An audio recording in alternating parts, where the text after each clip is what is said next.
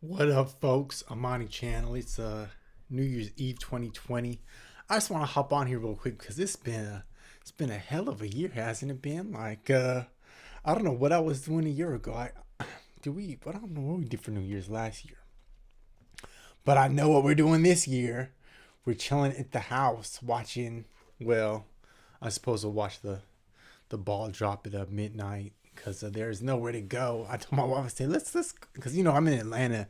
Atlanta's barely shut down, honestly. My son still got to play baseball this past summer and into the fall, and people wear masks, but it is what it is, right? So how you doing? If you're just tuning in, if you're just checking in, you can go ahead. I'm just gonna hop on here for a second. I'm just like, let me go ahead and document what I was doing on New Year's Eve 2020 because this was such a historic kind of situation. We had COVID hit in like March, and I just remember last year feeling like it was just going to be a spectacular year, and then we had COVID hit. So what were your biggest lessons? I'd love to hear from you. What were some of your biggest lessons that you learned in the past year?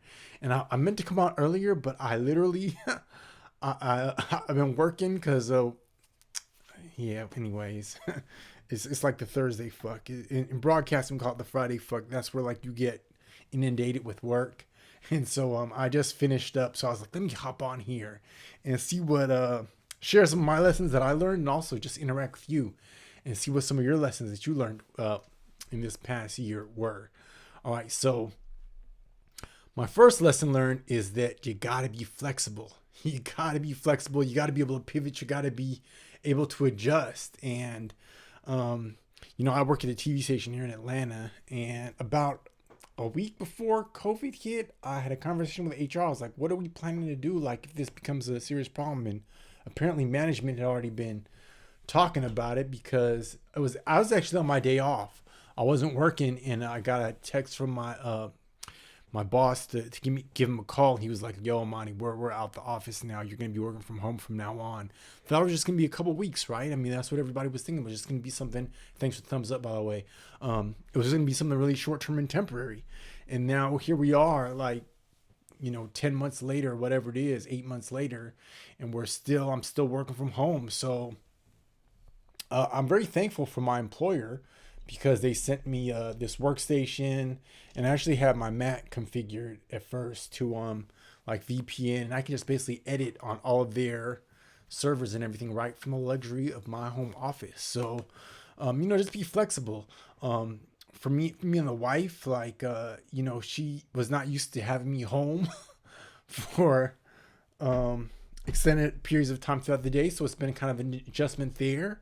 But I think in the long run, it's going to add to our relationship in terms of strengthening our relationship. I've been able to sort of reestablish my relationship with my son a little bit. And, he's kind of like a preteen. So kids kind of go through changes, right? Any of you parents know that, like, once your kids hit like 11, 12, it kind of changes. So he's like playing video games right now. He's totally into the video games, and sometimes he doesn't want to be bothered with his parents, and that just is what it is.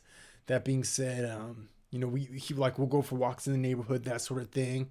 I've kind of had to reestablish my own like routine where I do some meditation in the morning, I do some affirmations, do a little reading, and I do all that kind of thing because I'm building Video Fearless as well, and it's really important to be in a positive frame set of mind because it's like I work for my employer for 8 hours, and then I got to find the strength and the energy to stay focused and motivated to continue to work on my own vision after work. So that's another thing that I learned. And then, I really believe that everything happens for a reason. I'm really a spiritual kind of dude. So I've used this time to sort of do a lot of, I guess, spiritual work and just get really introspective, really look within.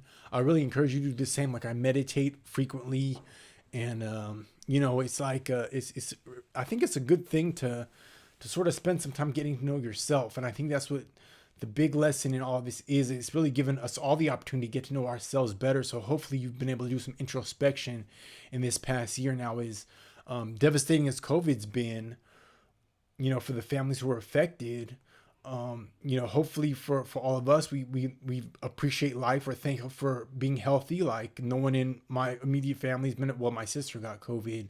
She's out in LA, but no one else in my immediate family has. My brother and my dad are out in California.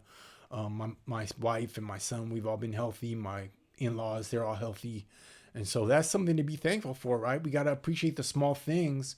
And we also have a responsibility to make sure that we're following protocol. Like in Georgia, there aren't really any strict rules in terms of wearing a mask. I remember one time I walked into Walgreens and I forgot to bring my mask, and I was like this. No one even said anything to me, right? They weren't like, don't come in here, don't shop. But it's important for us all to be responsible, right? To just follow the rules and to be as safe as possible, because this is a disease that affects people who are what they have compromised immune systems, that sort of thing. So you got to be mindful of that, because it is a very real situation, right? I mean, it's kind of peaking right now throughout the country. We're having some cities which are going on complete lockdown. My brother's out in California. He says it's like a ghost town after like 8 o'clock. Like, things have to shut down. So I'm very thankful here in Georgia isn't really like that. But I've pretty much been homebound. I haven't been doing a lot of socializing. Been doing mostly Zoom calls. Thankful for the online platforms that I have to stay connected with you all. I'm really thankful for this video technology, which allows us to communicate, share information, teach people, inform, that sort of thing, as the fireworks are going outside. So those are the main things that I've learned. I don't know if you have any thoughts. I didn't really spend a lot of time on here, but I did want to come on here just to kind of have some proof that this is what I was doing New Year's Eve 2020 as we head into 2021. Praying that 2021 is a fruitful year for all of you, that you're able to accomplish your goals. I think that it's a good thing to do, which is something that I've really been focusing on as we sort of head into the new year, is you got to really release, right? So releasing things that don't serve us. Whether it's a lack mindset, anything like that, releasing. I tend to be a little bit ADHD, so I'm trying to be more focused and deliberate in all the things that I do. So I'm trying to release that.